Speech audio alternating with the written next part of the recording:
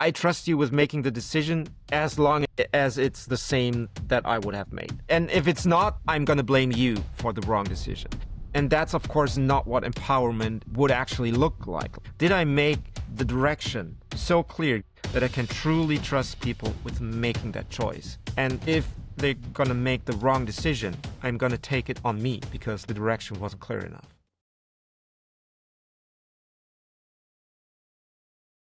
Michael, great to have you here.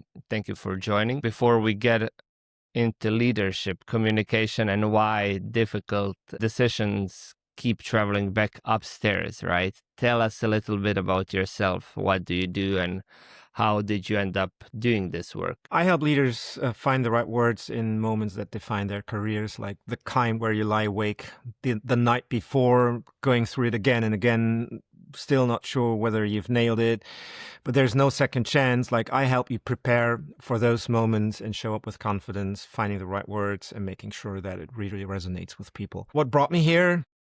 Sheer frustration, I'd say, with ideas that I've seen being thrown into a trash bin because no one cared for those words, like because people thought ideas would win on their own, because they would wear their professional or academic eloquence as a badge of honor and like rather have the audience figure out what they mean instead of doing that work themselves. In other words, I've seen too many boring and bad presentations at my time when I was still in communications, in mobile communications. That's where my PhD comes from. So I just started to look for a better way, started writing my blog. That's where my first clients came through. And like today, I'm just helping people find those words, like make better presentations at the moments that count. What interested me about your work is that it goes much deeper than helping leaders give better presentations, right? It's really about turning strategy and intent into something people can understand, trust at the end of the day, because trust is the most important in any business, right? And then act on.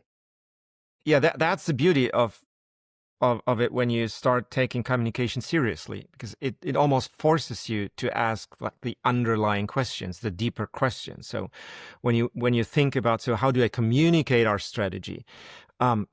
You'll automatically ask like the more demanding and the difficult questions. So what is the strategy actually? What do you want people to do? So why aren't they doing it already? So what's holding them back? Where are the difficulties for them? Why didn't they understand it last time? And so it forces you to think about, so what are we doing here? Who are we communicating to? How does that fit together? And ultimately, so the point of a presentation is not to give it, but to change something with it, change minds, drive action. Almost every founder or CEO knows this situation. You make the decision, you explain the direction, presentation goes well, right? Everybody nods in a way. And then 2 days later, difficult choices start coming back to you, right? People understood the words, but somehow, in a way, they still do not know what to do without checking, right? And then every leader says, I communicated this clearly, right? But the team still keeps bringing everything back to them. Yeah. Exactly. And it's an interesting choice of words. And I think the way that you've just like played those leadership words back almost carries the answer right in it. Like, yeah, I've made it clear. So what did you make clear? Yeah, your case, like the way that you see it. And what was your goal? That people understand it. Yeah, they understood it. They might even agree with you, but understanding isn't the point. I can perfectly understand what you said and still disagree. I can perfectly understand what you said and still not know what to do with it. Like, and so understanding just is the low-hanging fruit. It's the first step. It's the door in. Like, without understanding, there nothing happens. But it's really just the first step. So what is the understanding for? What do I need to do with the words that I understand? How can we align if I understand you but disagree with you? That's the more interesting challenge. Just because everyone kept quiet, didn't have follow-up question or just nodded, right? It doesn't mean that you were clear enough. And we usually, I mean, that's the easy way out, right? you gave your presentation, there are no follow-up questions, and you're like, oh Yeah. God, I survived. It was Exactly. Yeah. obviously clear, right? Yeah, exactly. That's something that I often see. Like there are two kinds of presenters. The one is the one that you just described, who says it's a success when no questions came up, and the other is the exact opposite. Like they cheer for it when like many questions come up, because it means that people engage with it, like they challenge it. And I think the difference between those two is the one is trying to be right in the spot, like to make their case, get through it, get it done, hopefully don't stumble on the way.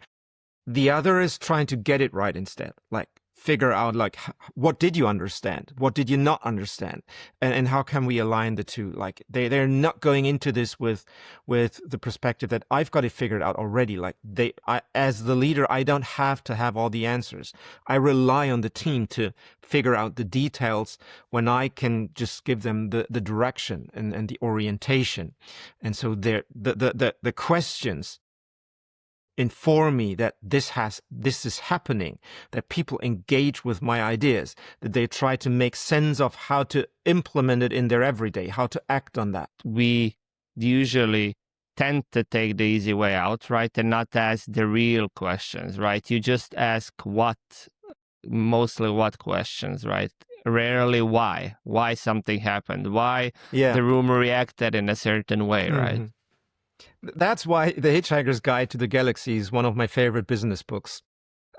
Although it is not a business book at all, but like it has more profound lessons than most actual business books. And the one that you just mentioned is right in there in the core story of that. I mean, did you read it?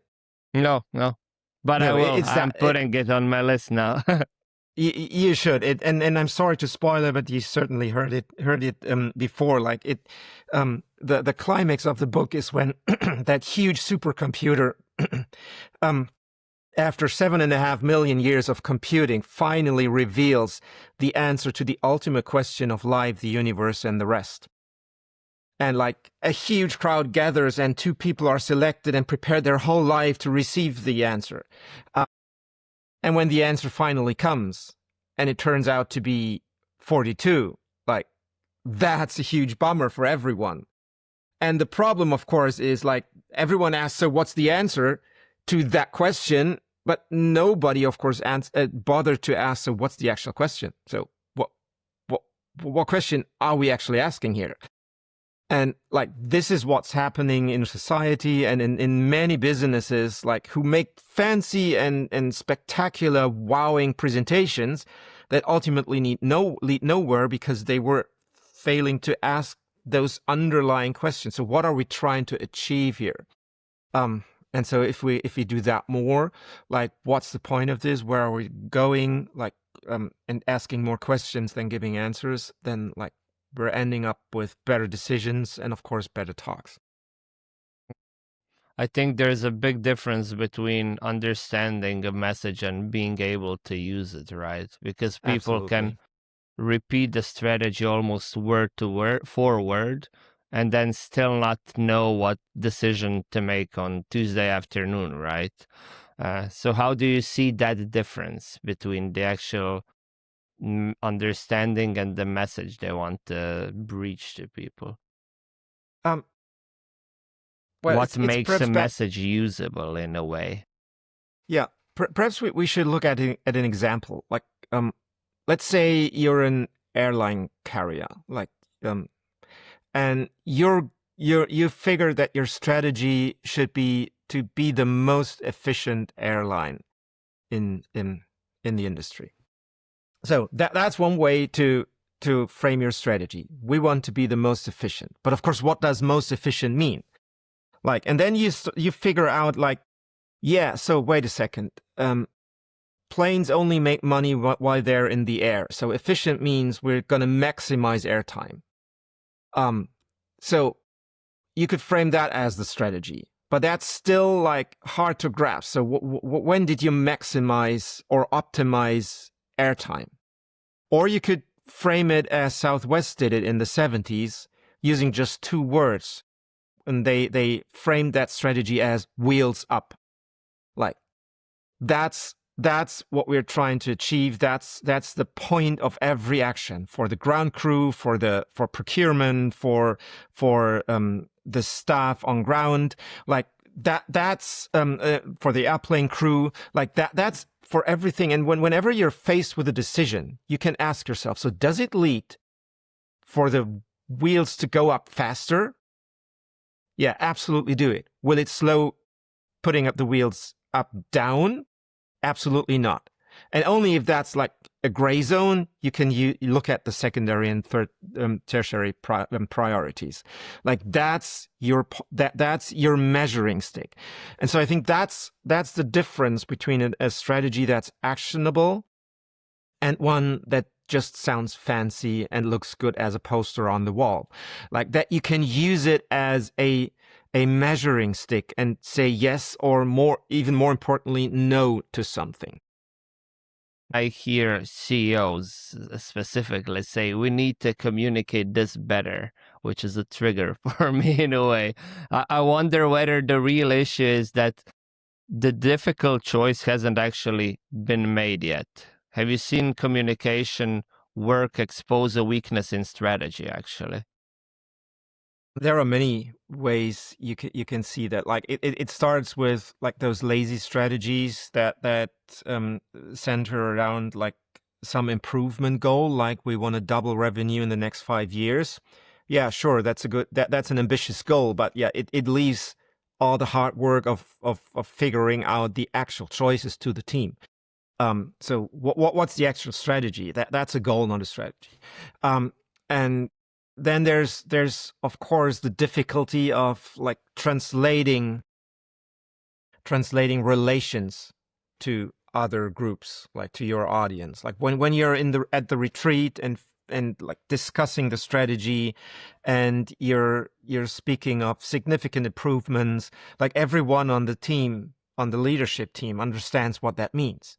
But like the moment that you communicate that, like your employees don't know what significant actually means. Like, are we talking about like 3 per day or 100? Like, what's the difference here?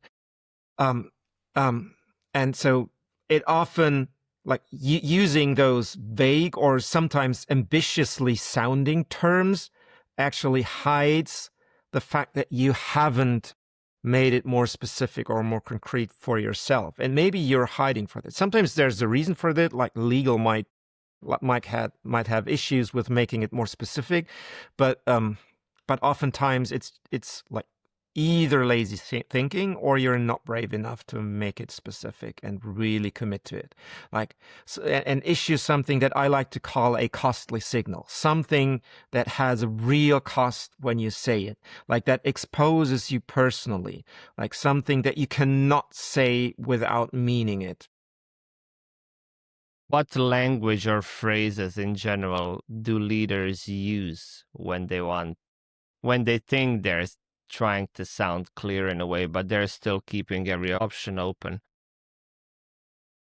Well, it's I think that the grandiose words are those words. And like whenever you find yourself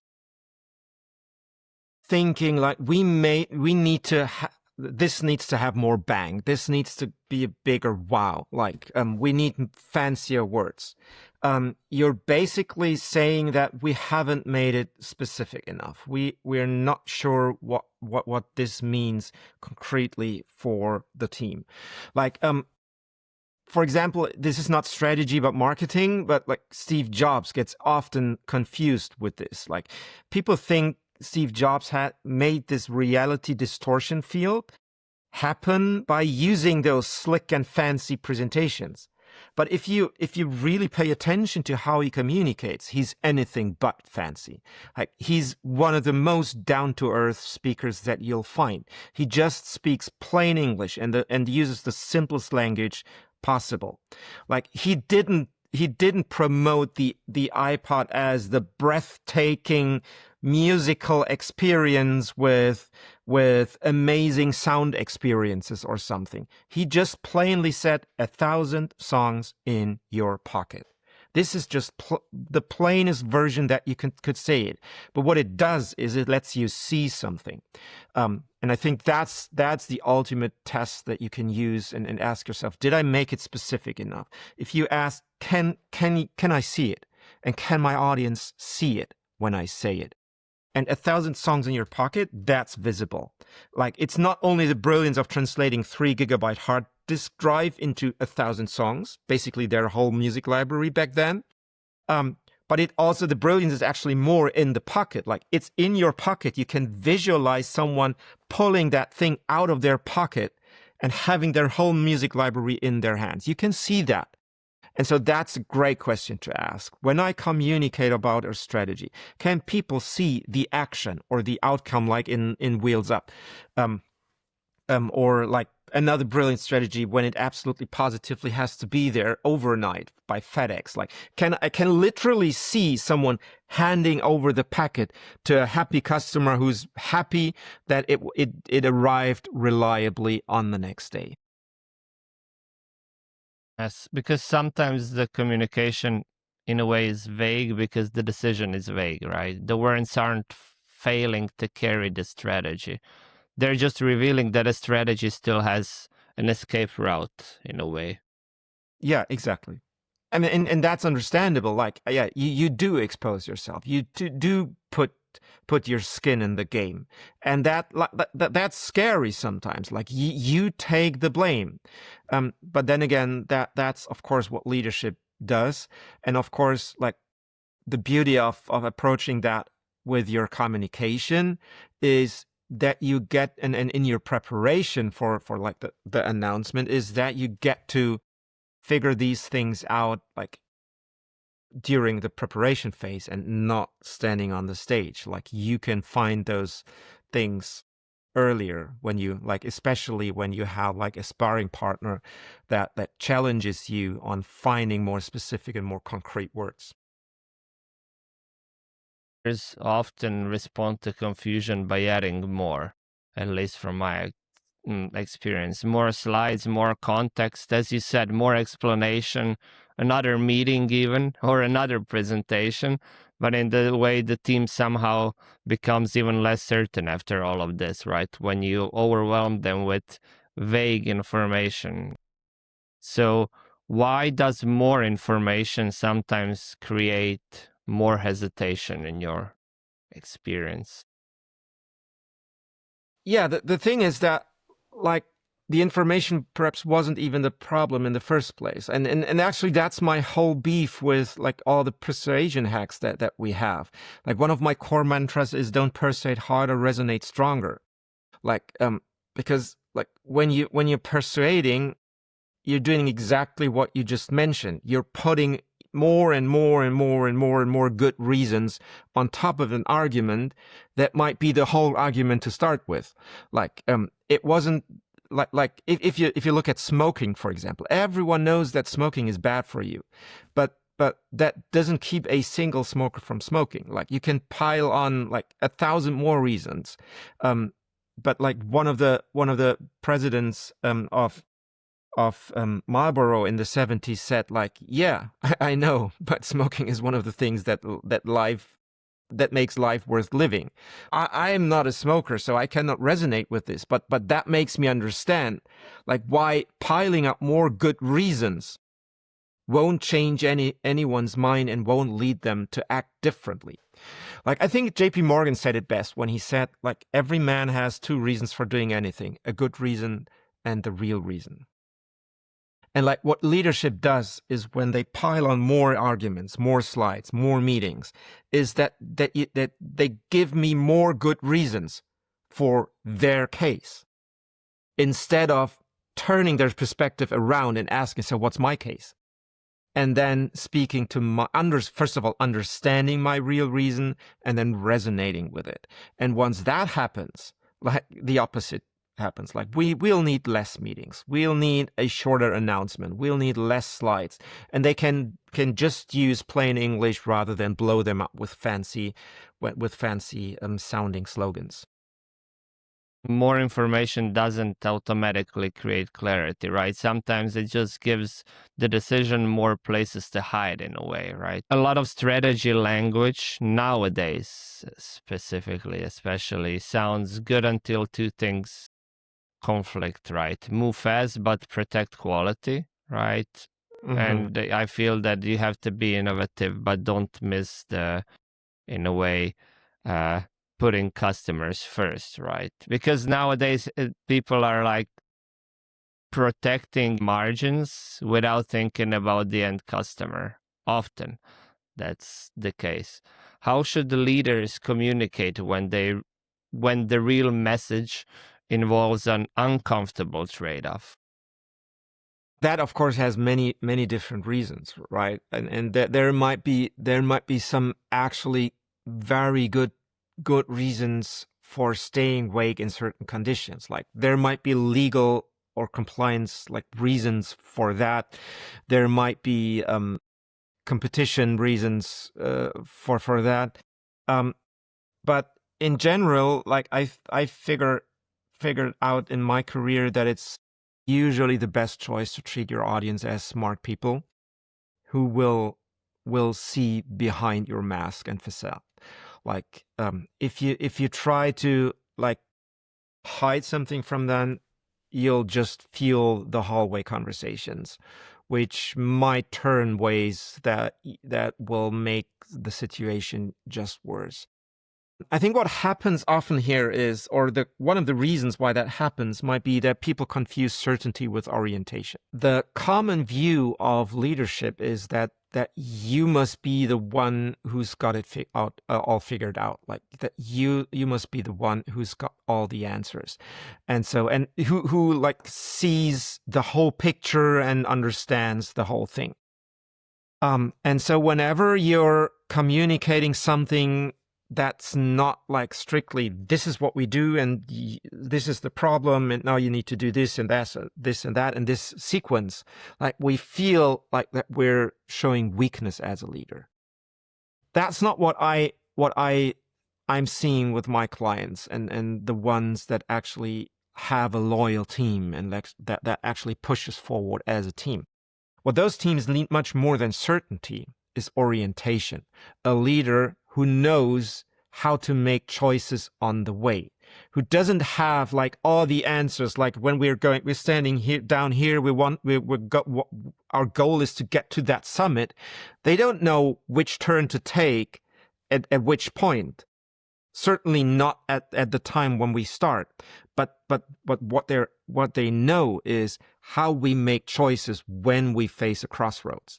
Like what determines a good choice, and that might be principles, values, experiences, um, um, and like certainty about this, and like being specific about how to make those choices along the way. That's much more valuable about for the team, especially when you consider that these are smart people. I hired them because they're smarter than I am, and they will figure out things that I could never figure out myself, even less so as myself, when this is a whole team that knows much more than I can ever know myself. But it's also an ego thing, right? That's the problem, right? You hire people because they're smart, but then a lot of people, in a way, love to be needed, right? And the smartest in the room. And that's especially, it happens more and more higher you get in the hierarchy, right? Yeah, and then again, that's a choice. Yeah, it's perfectly okay that you make that choice, that you want to be the most important person in the room, the most brilliant person in the room. But yeah, that choice has consequences, and you can just as well decide to be the one who taps into the brilliance of everyone in the room, as Scott Kelly, the former ISS commander in chief, once put it. Like, when we're in an emergency situation, the team shouldn't rely on me.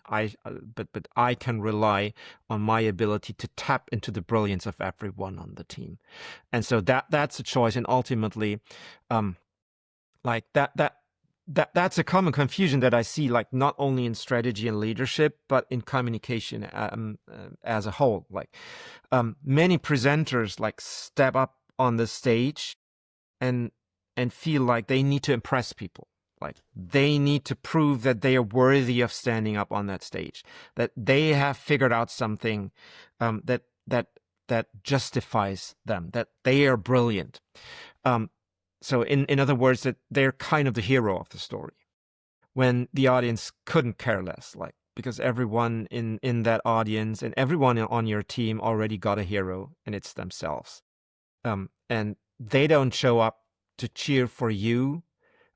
They would rather have you cheer for them. And if you show up with that attitude, like I'm much more like the mentor, the guide that helps them be better heroes of their lives, then like it's a completely different game. Like you don't have to impress them, because like they will like be on your side because you're helping them. And they will be much more open, much more constructive conversation and relationship. It's all about priorities. We should prioritize clarity and trust, and not just pretend every answer is perfect. How will it land, right? Does it sound perfect, like you're all-knowing person in the room? Because clarity becomes difficult when it closes options. Once the trade-off is said in a way plainly, somebody has to own it always, right? You talk a lot about trust and resonance, right? What makes people trust the direction enough to act on it without checking back? Is trust created by confidence, honesty, or sometimes even consistency? I'm a bit hesitant to even say that out loud, but like it's built on trust. Like the best way to have your team trust you is when you trust them first. Like and that's ultimately that's the ultimate test for the clarity of your communication. Like the way that I look at communication is like that it's not that you persuade me, that I persuade you of my perspective, but that I light the path for you. I help you see what I see. But then I trust you to know how to walk that path. First of all, to make the decision that this is the right path for us, and then know how to walk it, and perhaps better than I could. And together as a team, we can move faster and get farther than I could ever alone. And so it starts with that, like, is my communication clear enough that I can wholeheartedly trust you with making that choice, with making a choice that's in the best interest of, first of all, yourself, but also the team as a whole. And if you can't say so, like, the problem might be more yourself than the team. It might not be that you can't trust them, but that your communication and or even the underlying strategy is not suitable for that amount of trust. And what happens when the leader says one thing but rewards something else? Yeah, we all see that. Like, I mean, the World Championship just ended. Like we've all seen the reactions on social media and in media in general. Like people just don't like that. Like, and yeah, it just won't help to have a constructive dialogue and to like reward ambition in your team. Can the message in a way still land if incentives are pulling in the opposite direction? Well, that happens all the time because we're humans, and most humans are like good intention, and they will go to good lengths just to make the human to human interactions work. Like I'm seeing that a lot with schools. My wife's a teacher, and like the school system isn't really set up well to incentivize good teaching. But still, like every single teacher that's on her team like does their very best to just help the pupils in their class become the best version of themselves, like despite all the obstacles that the system puts in their way. Like and that's something that yeah, even especially larger organizations often rely on, perhaps unconsciously, but like that people will figure out things because they generally want to do good work. They generally want to be helpful to other people. Like, I guess the difference is that the moment that you realize that, and that as a leader you can make this inherent um, drive and motivation of people like easier to implement, and that you can remove many of those obstacles, then you'll see a much bigger impact for your organization, and you'll move much faster, get much better results, because like you make people's lives easier and help them do what they naturally want to do, which is do good work, help other people. And where does communication end and the operating system of the company begin then? Because I feel sometimes the words are clear, but the consequences of acting are not. Words and intention can be clear, but in a way the system is not.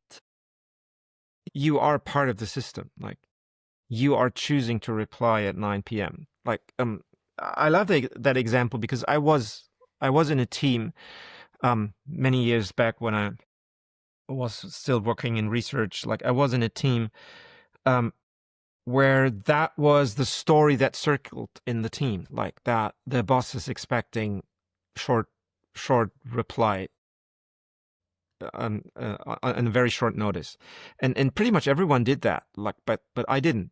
Like, I just replied the next morning, and it turned out that the boss was perfectly fine with it. Like, it was just a story in people's minds.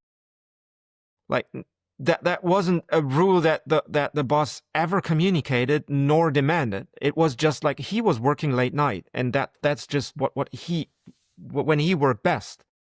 He wasn't expecting the least bit that others did the same. It was just what people made out of his, like, oh, the boss is sending, he wants a quick reply. He didn't, and that's something that like, I think you can mirror in many aspects of your life. People will quickly adapt that you've got a different communication style, and not everything that appears urgent or that people tell you is urgent is actually urgent.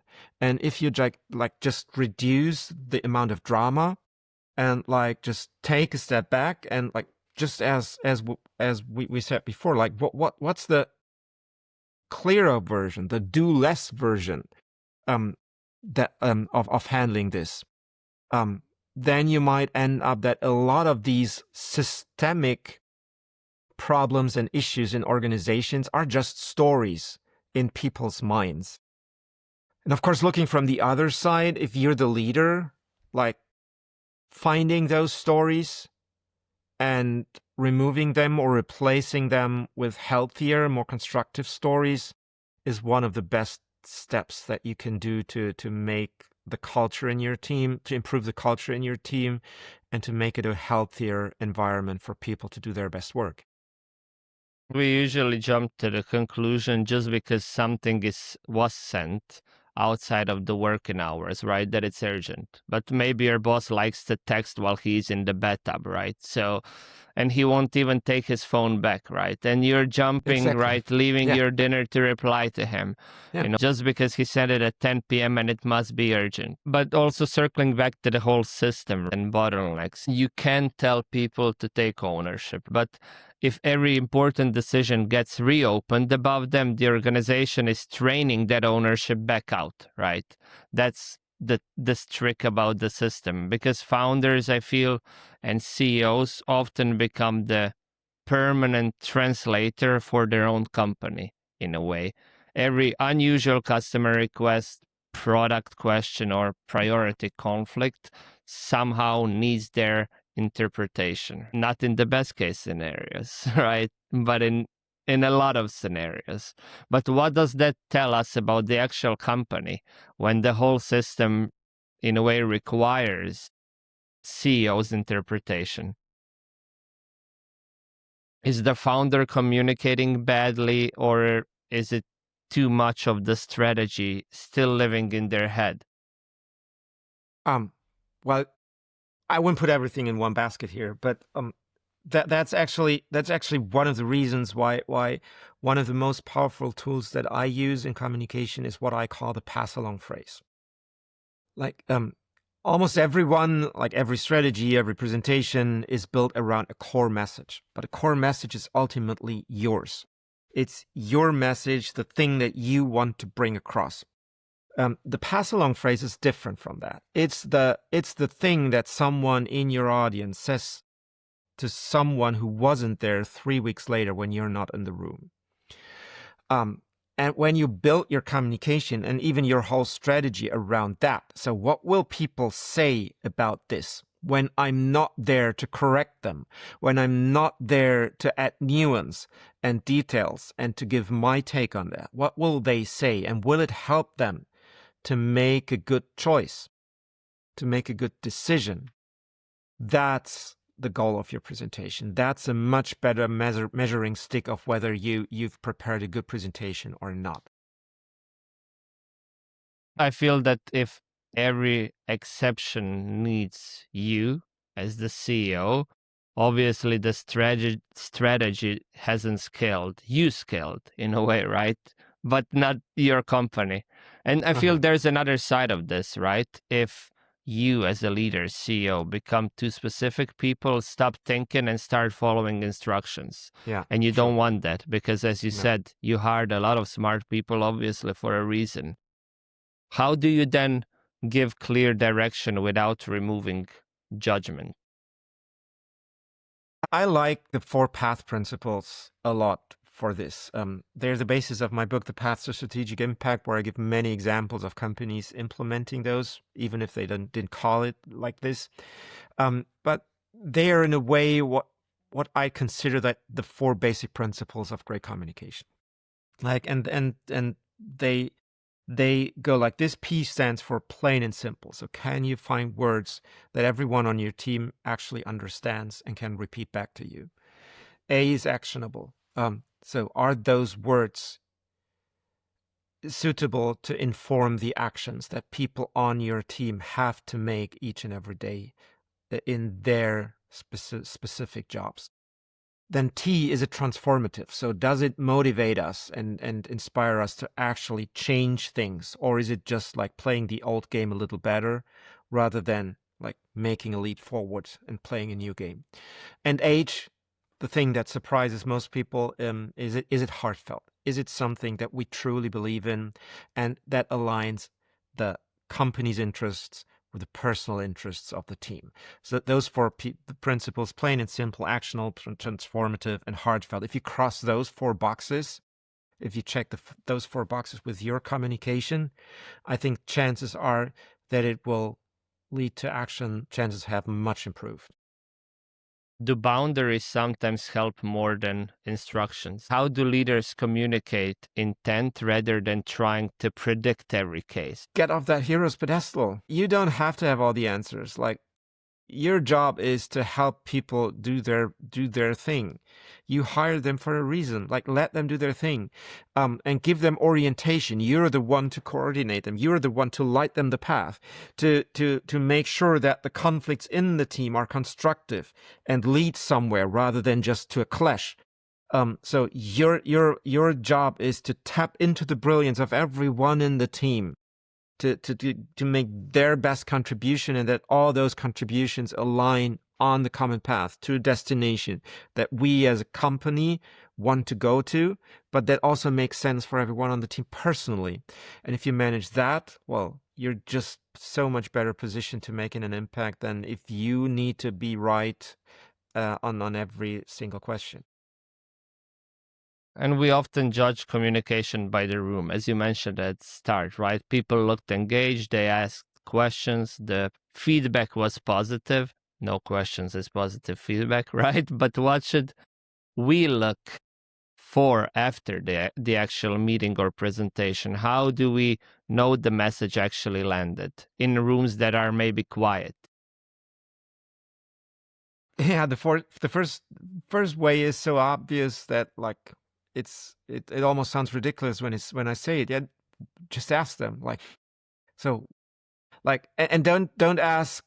So, did you like it? But like, what what do you take away? Like, what's the main point for you? Now, how will you implement this next week? Just ask them, and then like pay attention, and then shut up. Like, let them give the answer. Don't correct them, and just swallow it. And then if you live by like what I like to call principle one or rule number one in communication, like the only strict rule that there actually is, like if they didn't get it, they didn't get it. Like then act accordingly. Give them, don't like treat them as though they didn't understand. They did understand every word just fine, as you said it. Like just improve your communication or even the underlying thinking.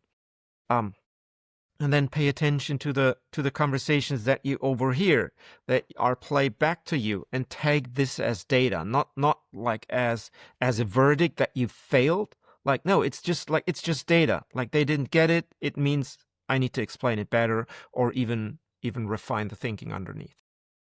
Now, I feel that we also set ourselves for failure sometimes by asking really stupid questions, right? As a follow-up. Oh, was everything clear, right? I mean, of course, no one will say it wasn't clear because you make them look Yeah. stupid in Yeah. the room, right?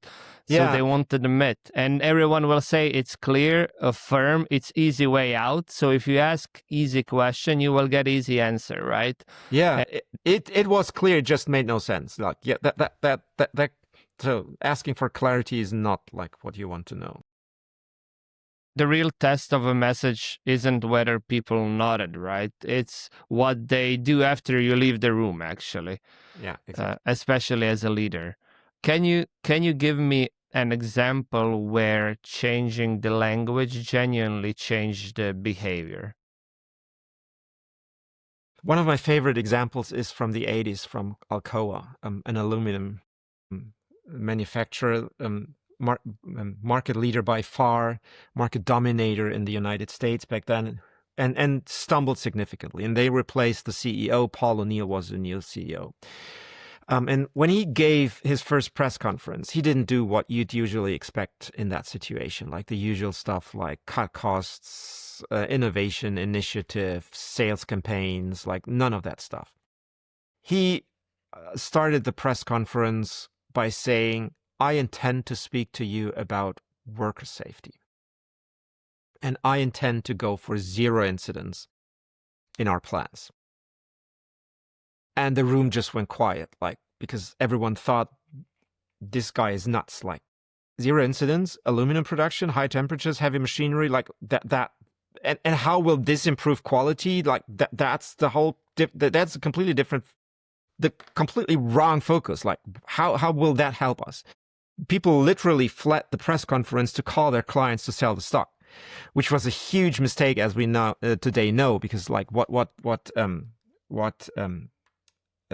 O'Neill saw was that this way of framing the strategy, improving, which is like, we want to be the, like, you could have said like, we want to improve worker safety. But that is like the lazy way of doing it. It would mean putting up one more cautionary sign beneath the machine. But he specifically said 0 incidents.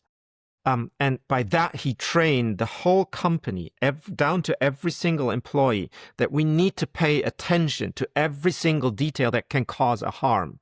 He even fired a plant manager because he failed to communicate an incident within 24 hours to the CEO, and that manager was removed. So that was a costly signal. It signaled that I mean what I said. This is 0 incidents. And what it did was a couple of things. First of all, it was plain and simple. It was actionable. It means nothing that will cause an incident is tolerated. It is transformative. And it is heartfelt, because in a way that it aligns the company's interests with the workers' interests. Because what happened was that once employees were trained to pay attention to the little safety things, they were automatically trained to pay attention to other little things. And so within a year, quality improved. And the whole company turned around, profit turned around, and within his whole tenure as CEO, revenue quintupled. So that was a huge turnaround, and I think that has largely to do with how he framed the strategy. Like, he didn't say we need a quality improvement initiative. He didn't even say we need to improve worker safety. He specifically made it a razor sharp measuring stick, like 0 incidents. And whenever there's something that like is specifically not removing an incidence, well, there's action we need to take. And that's like clarity, when clarity is removing bottlenecks, right? In a way, you're clear what you want, super specific, and what will happen if you don't follow the rules. In a way, sometimes it sounds a bit too direct, right, and too rough. Yeah. But I mean, especially in big corporations, this is how it should be, right? Because there are too many moving pieces. And then if we start transferring ownership, or the ownership is unclear, which is mostly the case in bigger companies, what I observed and where I focus in a way, my business on is this lack of, in a way, authority. The boss will always say, "Oh, I told you to do so," but for the person who was said that he should have done something, it's not clear if he has actually authority to act on it. So it's just one more message. Hey, can I do this or that, right? One more checkup. But then when you have 200 people underneath you, that results with 200 messages, 200 missed birthdays of your kid, right? And trainings, because it's just one more message, right? Just and one, it comes back, hey, I'm just checking. Absolutely. It comes back to trust. And it's actually like what you just described is what often gets labeled as empowerment. Like, leaders are trying to empower people. But of course, what that usually means in many larger organizations is like, yeah, I trust you with making the decision as long as it's the same that I would have made. Like, and if it's not, like, I'm going to blame you for the wrong decision. And that's, of course, not what empowerment would actually look like. Like, that requires trust with, like, and that goes back, and that's why communication is so important. Like, it gives responsible to you. Like, did I make the direction so clear? Did I give orientation so clearly that I can truly trust people with making that choice? And if they're gonna make the wrong decision, I'm gonna take it on me, because like the direction wasn't clear enough. It takes some guts, right? You have to stand behind your words or behind the process. Again, if you're a CEO, you have the power to implement certain process and you have to stand behind it. You have a strong connection to music, right? As well. I do, yeah, I do. So one question more in that arena, right? What is the leadership equivalent of playing far too many notes? Yeah. First of all, that reminds me of one of my favorite tunes by Steve Morse, one of the famous rock guitarists. He's played for Deep Purple for many years. And on his album High Tension Wires, you'll find the song Too Many Notes. And this is just a phenomenal song, because like, he's definitely playing too many notes in too short amount of time, but he makes it sound like it's not too many notes. Like, it's just such a pleasant song to listen to, and it's a nice melody, and every note is just exactly where it needs to be. So but of course, like, when leaders play too many notes, it doesn't work like that, because they're not as genius at giving presentations as Steve Morse is at playing the guitar. Like, it ends up like with the 82 slide strategy deck, or like, as you mentioned in the beginning, the next meeting to clarify the last meeting, which just will lead to a third meeting to clarify both. And so that's definitely not gonna work. And so in my own journey at playing the guitar, the thing that I noticed was like when I started out as a teenager and really got serious about it, like playing and practicing many hours a day as a teenager, I was like chasing that too many notes tune. Like I was trying to like crank out as many notes as possible and like really speed through those scales. But the older I grew, the more I appreciated that the true art is in knowing which notes not to play, when to like leave that note hanging and create the tension through anticipation of when will he finally resolve that, and with the next note, and appreciating what Pat Metheny, another great guitarist, once said, that the best players aren't the best musicians aren't the best players, but the best listeners, and that's going to inform you about which notes to play and specifically which not to, because you're first of all paying attention and listening to what you're saying yourself. So you're listening to yourself, taking it seriously, but you're also paying attention and listening to your audience before, during, and after you speak. The real musician will make a simple line land harder, right? What does something impressive mean if the audience does not understand you did something impressive? And that's the thing. I mean, B.B. King from blues is said to like have more soul in one note than most other players have in 1,000. And I think that's really the crux of it. Like what you just mentioned, that's the difference. When you manage to reach that point where you couldn't care less about impressing them as the person, but where you consider it a success, when after the presentation no one's talking about the talk and no one's talking about the speaker, but just taking the idea, putting it into action, moving things forward.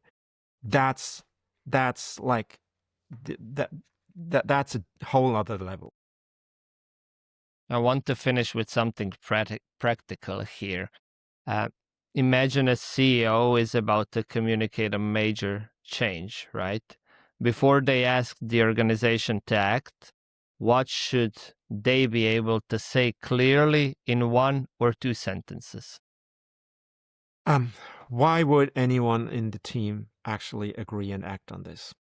And the crucial word here is would, because everyone's prepared to answer why should they agree and act.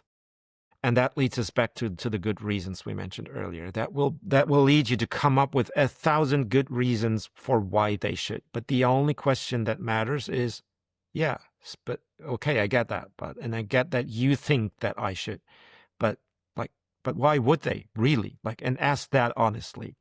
And if you can answer that, you'll find that you'll have enough good reasons to justify that for yourself, for the team, for your audience. Like, the good reasons are never the problem. That's the whole problem. And that's presentations and speaking communication in one sentence. Why would they agree?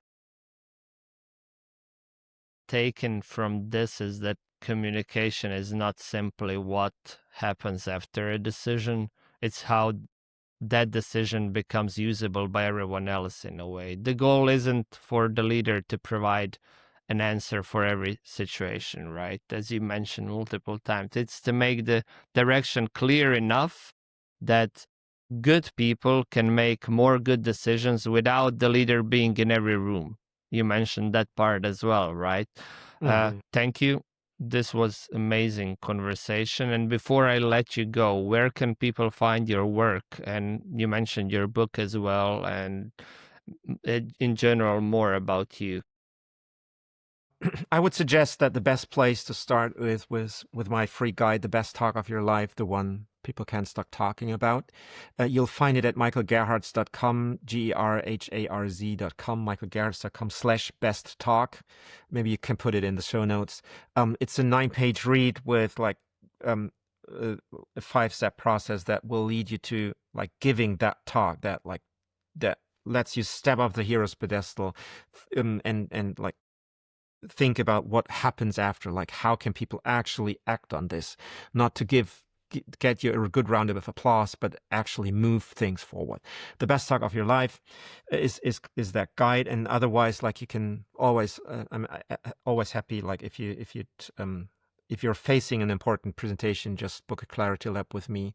I'm happy to help you and prepare you to give that talk if you want my help with that. Otherwise, connect in LinkedIn. That will be great too.